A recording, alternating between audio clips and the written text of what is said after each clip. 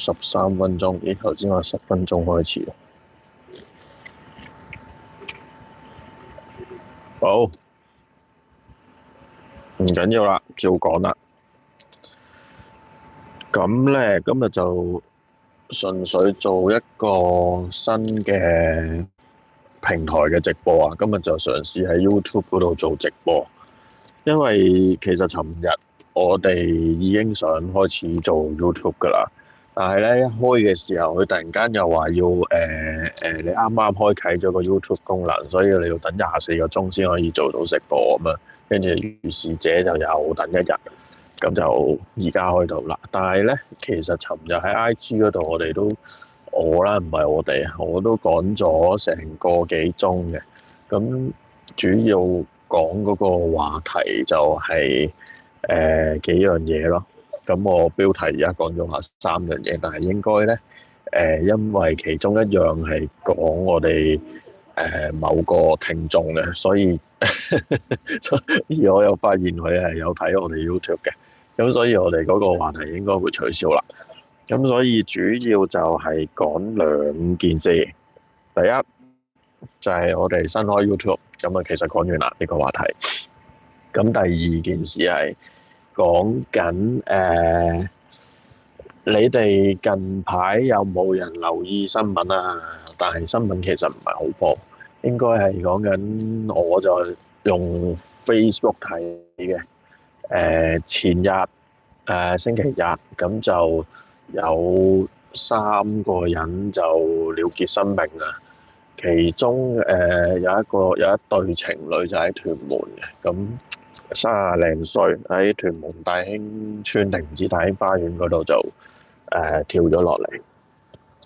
咁仲要女嗰個係有咗身紀。我今日再睇翻嗰單新聞，就係佢係講緊個原因係財困啊，19萬爭人19萬，佢即係搞唔掂，咁就選擇即係放棄咁樣咯。然後唔知北角定邊度定九龍區咧，又有一單，然後再睇咗一陣咧，又睇到越來又有一單，即係其實尋日係有4個人係咁樣走咗。我唔知你哋對呢件事有冇特別大嘅感覺啊？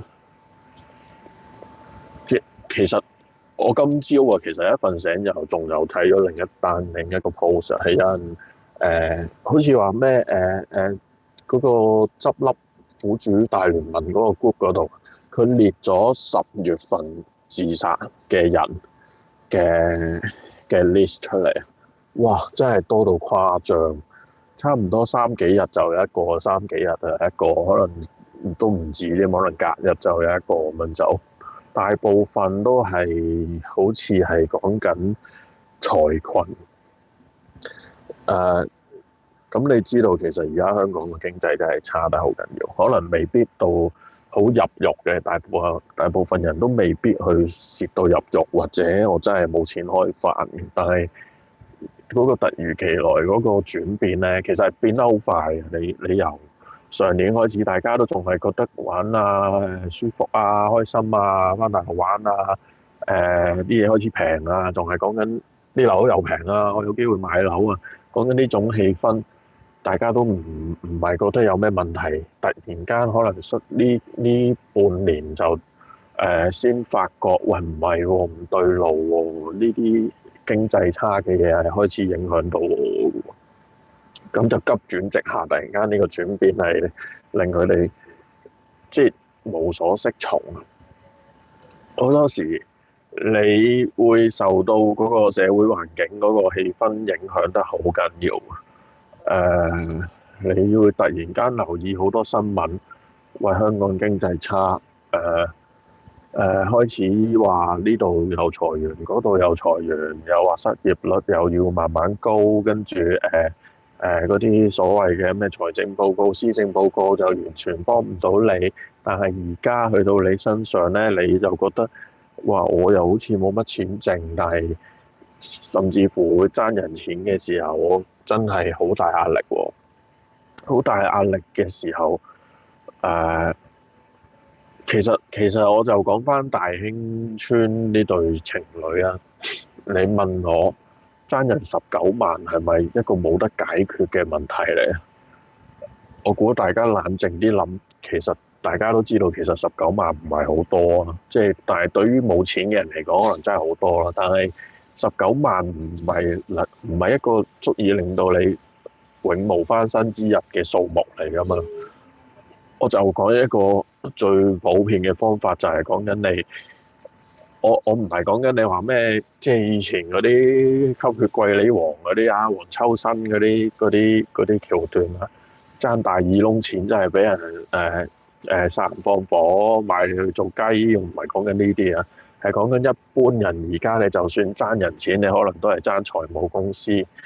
係咪？即係而家嘅財務公司相對上嚟，我估啦，你借19萬都係一啲比較正規啦，你真係純粹還到還唔到或者卡數嗰啲問題嚟嘅啫。咁所以一個我哋香港最完善嘅制度就係你可以破產㗎嘛。當然唔係人人都可以接受得到破產呢件事，但係即係未至於令到你成個人覺得喂，我以後永遠永無翻身咯。即係其實係你要諗解決方法係總會有咯。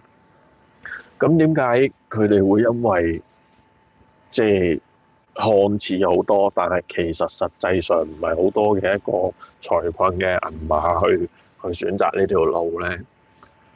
咁其實就係嗰個氣氛問題。講緊10月，哇！10月可能講緊有十幾廿人、20幾30人就走咗去咯。當你自己有問題嘅時候，你知道有人係用呢啲方法去所謂解決問題嘅時候，你可能都突然間喺腦裡面有一個咁樣嘅念頭喎。當你個人唔係好理智或者你覺得喂，我唔想煩啊，我唔想處理啊，可能就會揀咗呢條路。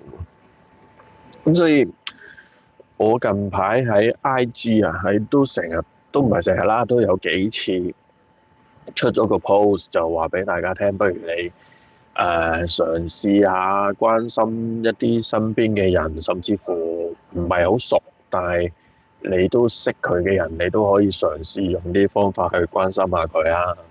即係類似話你唔好直接問佢，喂，你近排有冇咩問題啊？咁樣，因為如果你了解一個人有問題嘅時候咧，佢唔開心或者佢心情唔好咧，你再去問佢，喂，你可能佢失戀咁樣，假設係失戀咁樣，喂，你唉咩一雞死一唔係咩啊？女死女還在，唔係講雞啊，唔關事啊。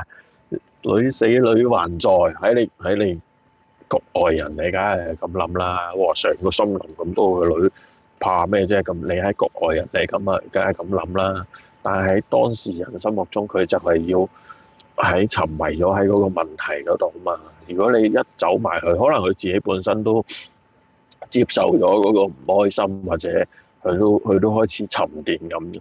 你再要有一個人嚟走埋嚟問佢相關嘅問題，其實有啲人嘅感覺係佢多咗一種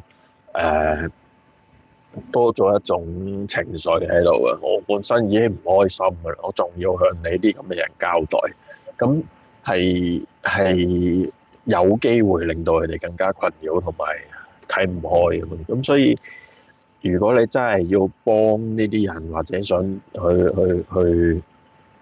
去即係叫做疏解佢哋嘅情緒咧，就同佢講啲唔係好關係嘅嘢都得㗎啦。譬如你同佢係同事嚟嘅，咁就近排咁當然你要睇下佢係咩問題啦。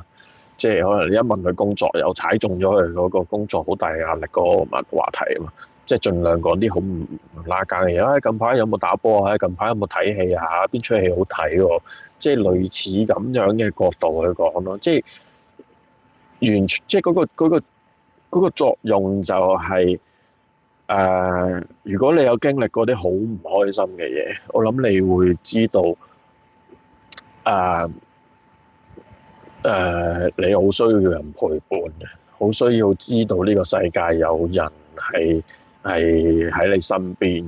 因為如果你去到一個極度唔開心嘅情景，其實好多時嘅人就會覺得，喂，呢個世界得返我自己一個人。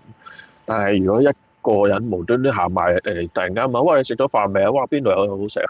佢起碼知道喺佢身邊係有人㗎咯。咁就減低咗佢一時衝動，突然間話俾你聽，喂，我唔想處理嘢，我想走嘅問題。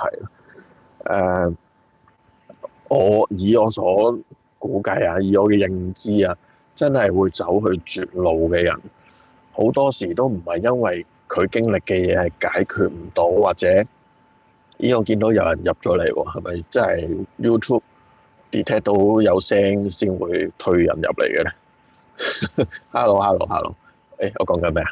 即係我講緊真係會走上絕路嘅人，係唔係大多數都唔係因為嗰件事處理唔到，或者我完全冇辦法去 handle 我面對緊嘅困難，先去走去絕路啊！大多數人走嘅原因就係首先一時衝動，第二就睇唔開，轉牛角尖，第三最大嘅原因就係講緊，喂，我知道啲嘢可以處理嘅，我知道啲嘢其實唔係摧毀我人生嘅，但係呢一刻我就係唔想處理，我就係覺得呢啲嘢好麻煩，咁不如將呢啲嘢一次過抹乾淨，一次過唔需要理，咁我就最舒服啦。咁嗰個方法喺佢哋嚟講，可能好多時就係嘣一聲咁樣跳咗落去咯。咁所以你唔需要話俾佢聽，哇！你而家面對嘅問題，我當我假設你爭錢，你爭19萬，你唔需要話俾佢聽，我哋破產搞掂佢咪得咯？4年定5年啦，有一個好過你由頭到幾時啊？又揾份工，你個仔又揾邊個處理？你老婆又唔知喺邊度可以做下71，佢哋唔會聽得入耳嘅，因為呢啲事我一聽就覺得已經好煩，你仲嘅一輪嘴咁樣講解決方法俾佢聽咧，佢就更加煩，更加煩嘅時候，喂，咁多嘢要處理，不如唔處理啦，不如唔處理嘅方法就係嘣一聲跳落去咯。咁所以有陣時你要幫人，我知道好多人都好熱心，好想去幫助別人嘅，但係幫助別人係需要方法㗎咯。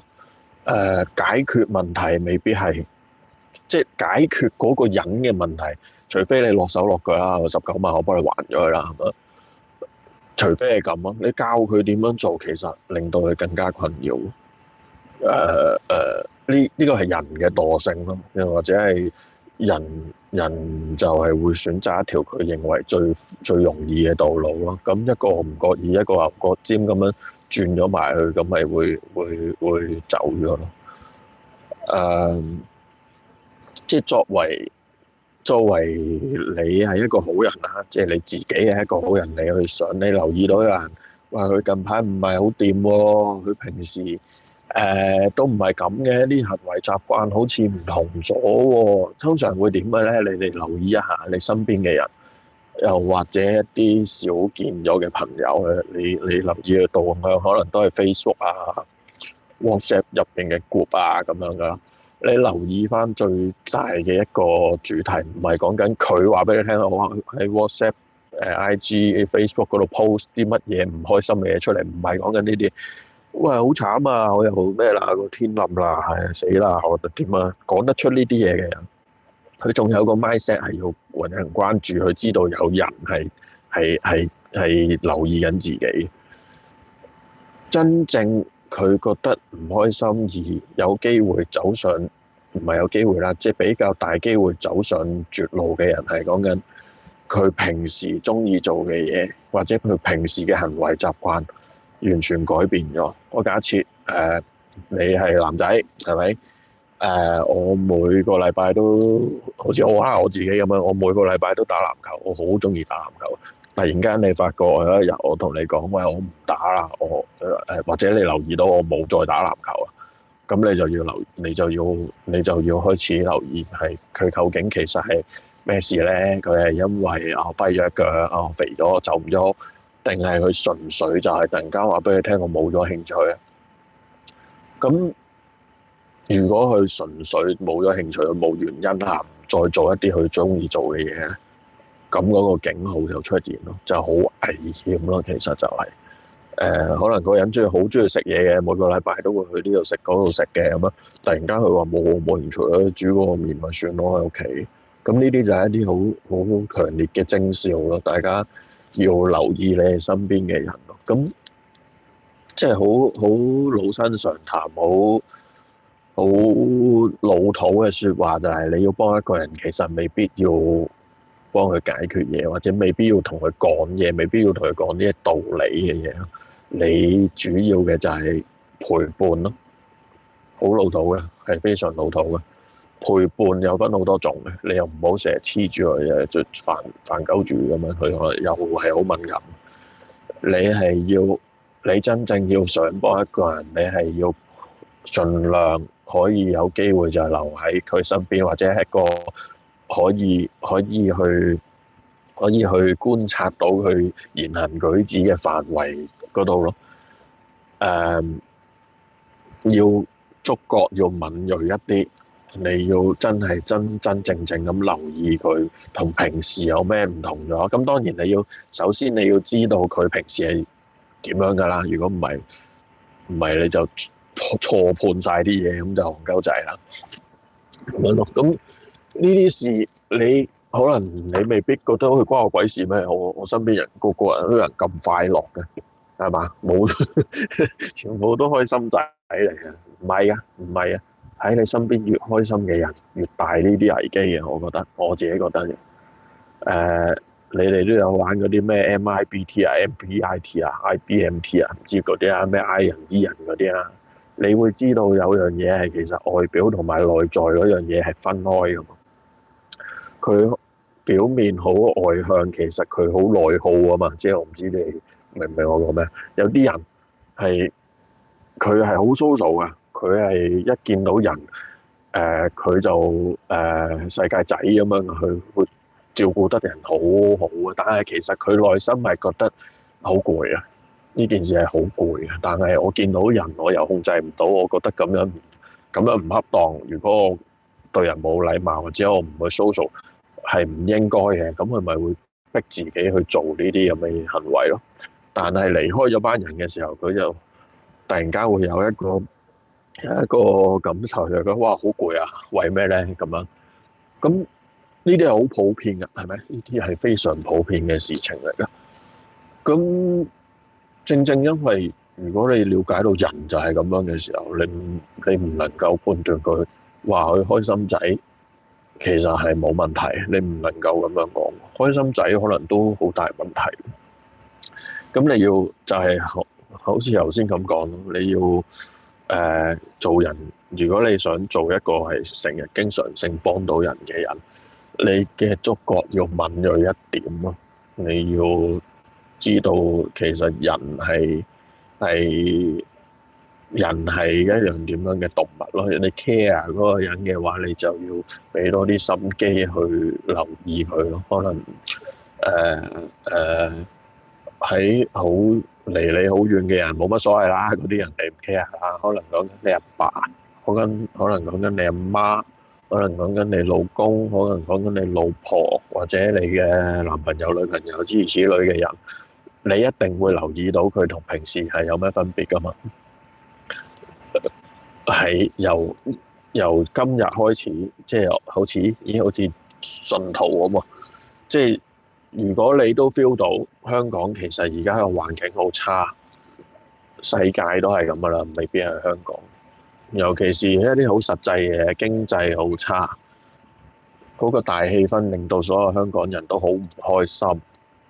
你開始知道有啲人因為呢啲唔開心開始影響到生活。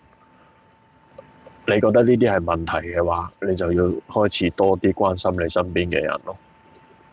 如果唔係，就你而家日日間唔中睇新聞，話呢度飛一個落嚟，嗰度跳一個落去，喂，好勁啊！而家嗰啲唔係講緊淨係飛落去，係講緊雙料噶。早幾日咧都係嘛？你知道而家匯豐收購咗恒生啊嘛，私有化啊嘛，跟住然後咁嗰件事係發生咩事咧？你匯豐收購咗恒生，咁其實佢哋就變成一間嘢啦。咁你恒生嗰度咧就會有好多資源嘅改動，咁樣咧嗰個裁員潮就會即係嗱呢個以我皮毛嘅分析嚟，未必係裁員潮。咁人事改動下，你嗰啲人事一定會有改動，要炒下人啊，要合併啊，要調職咁樣噶嘛。咁你恒生嗰班友其實就好大壓力咯。首先喺度做到嘅，會驚會唔會俾人炒？肯定唔會俾人炒嘅。哇，走手俾有啲人俾人炒咗，會唔會我要負責好多嘢？係嘛？高層嘅會通常佢身居要位就要諗養家。低層嘅佢見到而家就，如果我突然間我低層俾人炒咗，我要出邊揾翻份咁上下嘅工，係其實都幾困難。所以嗰個壓力其實喺呢班人經歷呢個匯豐買咗，係咪咁講嘅？匯豐買咗恒生之後，喺呢一班恒生本身嘅員工身上係非常之大壓力嘅。早幾日咪就係有個經理級啊，定係唔知有幾高級啦，但係佢咪新聞嗰度講經理啦，跳咗落海咯，唔係淨係講跳落海啊，係講雙料嘅。佢係唔知話喺佢身上面攞到把戒刀，然後見到翻條頸定唔知邊度係戒咗嘅，係雙料咁樣去走嘅。雙料同埋普通單料係有咩分別咧？呢個就係決心問題啦。我一定要，我肯撚定搞唔掂，我肯撚定要好堅決地話俾你聽，我要走啊！咁有咩咁大問題令到佢哋咁肯撚定咧？就係嗰件事，嗰個氣氛，嗰個規模係令到佢覺得冚過晒佢可以 handle 嘅嘢，或者冚過晒佢覺得認為要 handle 嘅嘢咯。哇！戒一下，跳一下，其實都好難㗎啦，係嘛？都難唔過佢而家面對緊嘅嘢咯。咁佢咪戒一下，跳一下咯。咁所以，唉，即係好老實講，即係講翻自身啦，我未必即係講緊出邊啲嘢，即係好似我自己咁樣。我自己咧，其實都係做緊香口膠啊，我自己都係，如果你認識，即係有聽開我嘅話，都知道我係做開啲 freelancer 嚟，我都係，唔係 freelancer，好有型嘅名。咁我哋啲人嘅種類咧，最大嘅特性就係收入唔穩定啊嘛。市好嘅時候可能揾多你幾倍，係咪？市唔好嘅時候可能揾少你幾倍。咁你計數，我當你2萬蚊人工啦，3萬蚊人工啦，2萬啦，2萬好計啲。我揾多你3倍，6萬蚊啦，係咪？好勁啊，好開心啊！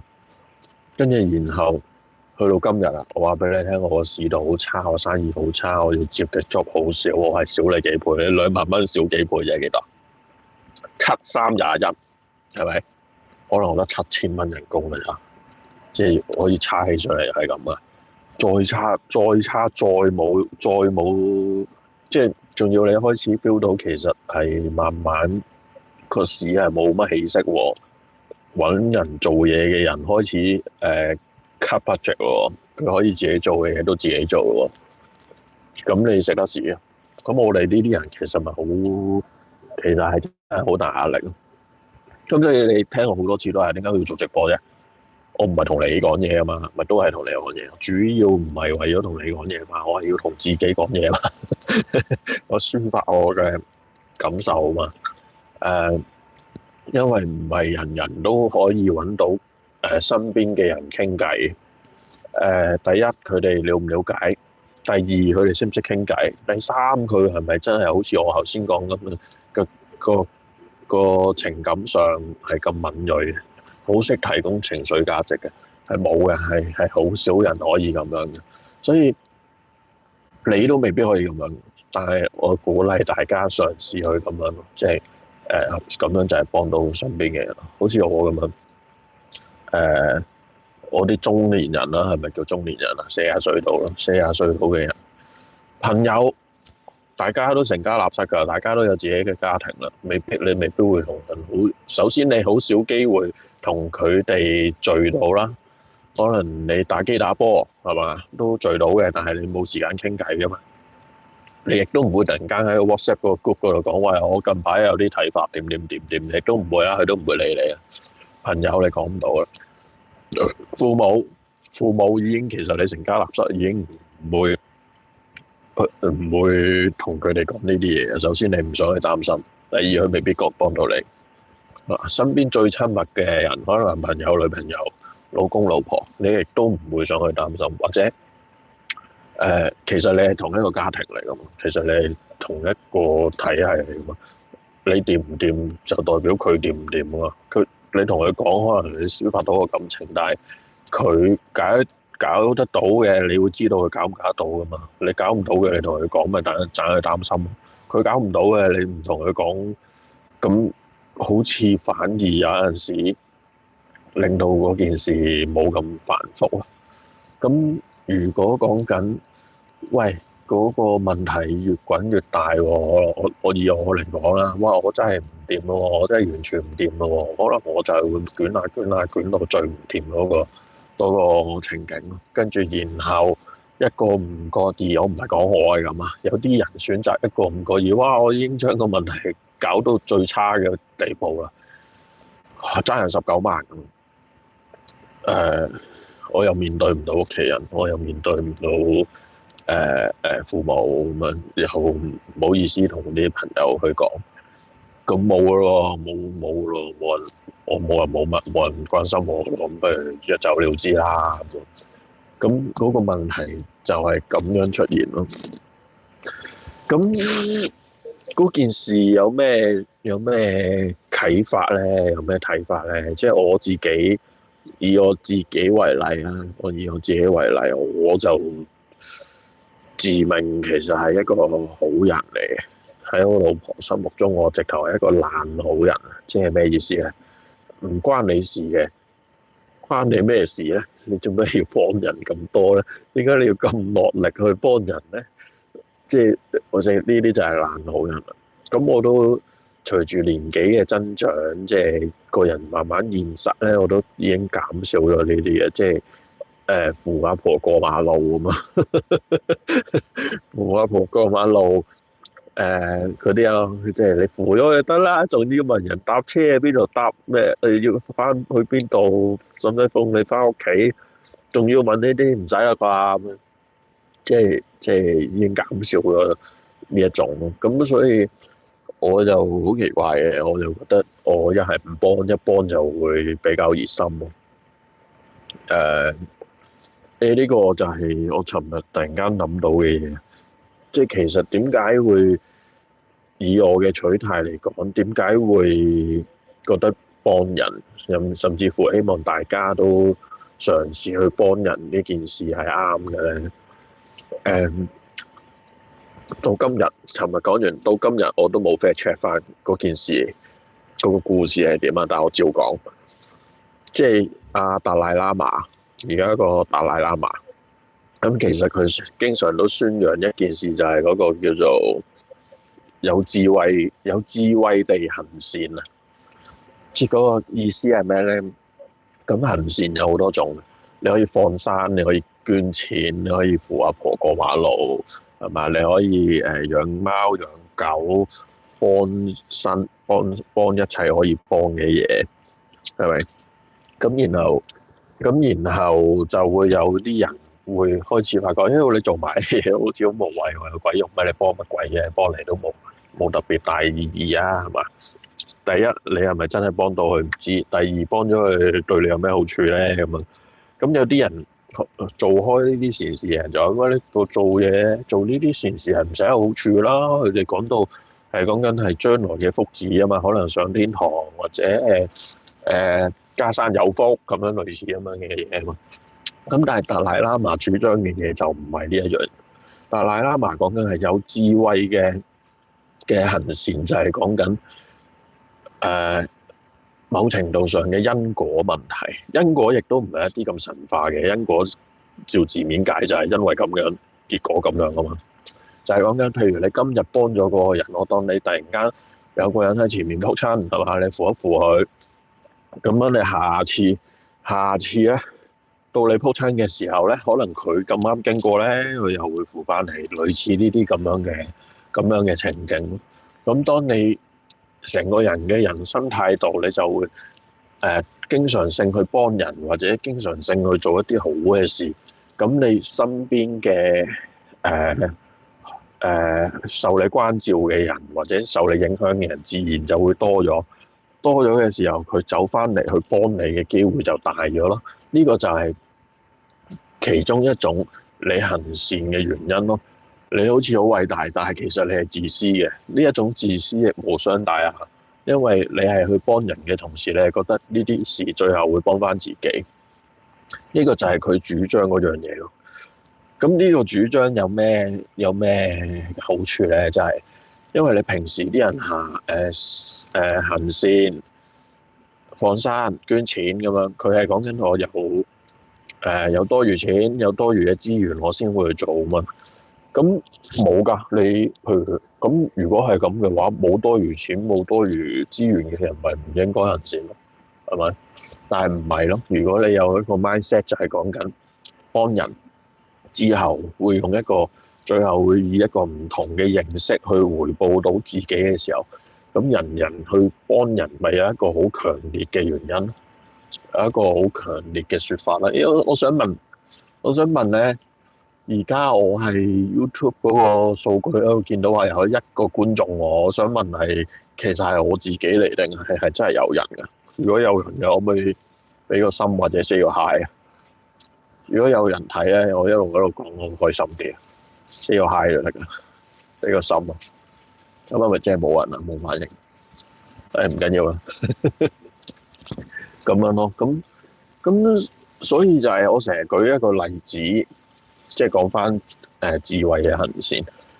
我成日講一個例子就係我阿爸阿媽。我阿媽就係成日講我老豆。我諗你好身邊好多女性都成日話啲男人好蠢，成日俾人咩買斤菜買10蚊，人哋叫你買12蚊，你又買，蠢到死咁。咁可能我哋男性嘅諗法就唔係咯，2蚊，首先我冇乜所謂，第二就係今次鬆咗你，下次就算你我，下次都知道你係我啊。或者我今次鬆咗你，下次會俾翻啲好嘢我，即係我哋會咁樣諗。呢一個咪完全體現到達賴喇嘛嗰種智慧咯。嗰啲男人幾勁，有智慧。我要掹咗個咪，又電話冇電。